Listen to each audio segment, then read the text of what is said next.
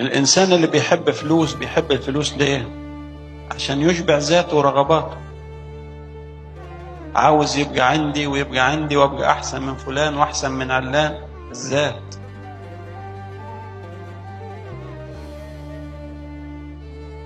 الإنسان اللي بيكره أخوه أو بيكره زميله أو بيكره أي حد ليه؟ عشان الذات. هي الذات مصدر أغلب الخطايا. الإنسان اللي بيقع في أي خطية زي الزنا بيقع فيها ليه؟ عشان يشبع ذاته، يشبع رغباته وشهواته. بتلاقي الإنسان اللي بيقتل ليه؟ عشان الذات، كرامتي اتجرحت أو أنا لازم أشعر إن أنا اللي منتصر. الذات. هتلاقي الذات ورا كل الخطايا، ورا كل الخطايا. إنسان اللي ما بيطيعش، مش بيطيع ليه؟ يعني ابن مش بيطيع أبوه، مش بيطيعه ليه؟ عشان الذات. إزاي يأمرني؟ تلاقي الولد كده ما يوصل سن المراهقة مش عاوز حد يقول له اعمل كذا، ما يقبلهاش، ابتدى يشعر بالذات والذات ابتدت تنتفخ ويلاقي نفسه مش قابل أي أمر، مش قابل أي حتى تعليق.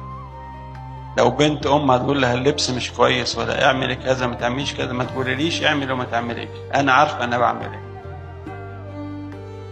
الذات. عشان كده السيد المسيح حطها أول حاجة في الموعظة على الجبل: طوبى للمساكين بالروح لأن لهم ملكوت السماوات. أفتكر قصة زمان وأنا صغير، كنت في جامعة لسه، ورحت خلوة في دير أنبا أنطونيوس، وكان في جنازة بتاعت أنبا باسيليوس مطران القدس اللي جاب الأنبا برهام. فحضرنا الجنازة، وكان طبعا مطران القدس، فالبابا شنودة صلى عليه في مصر وبعت 6 مطارنا يصلوا عليه تاني في الدير، من ضمنهم أنبا أثناسيوس المتناح بتاع بني سويف. طبعا كان شيخ كبير، يعني أنبا أثناسيوس كان من مطارنا الكبار في الكنيسة، وأنا كنت شاب صغير لسه في أولى كلية ولا بتاع 17 سنة ولا حاجة زي كده.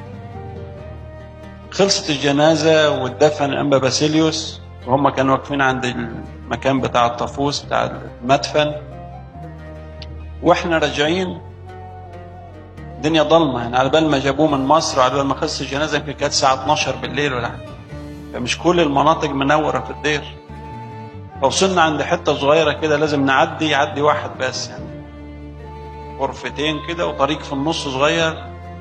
فأنا ماشي مش واخد بالي، طالع من عند المدفن وماشي في الطريق لغايه لما وصلت عند الحته دي ولسه هعدي، وخدت بالي ان سيدنا ورايا، رحت باعد بسرعه. قال لي لا يمكن، هتعدي انت الاول. يا سيدنا ما ينفعش، يا سيدنا ده احنا اولادك، ده احنا ده ابد، هتعدي انت الاول، يعني هتعدي انت الاول. واصر الانبا اثناسيوس ان انا اعدي الاول وهو يعدي بعدين، رغم انه شيخ كبير ومطران كبير في الكنيسه. طوبى للمساكين بالروح لأن لهم ملكوت السماوات. مش القصة إن أنا أبقى الأول، لا، قصة إن أنا أبقى الآخر.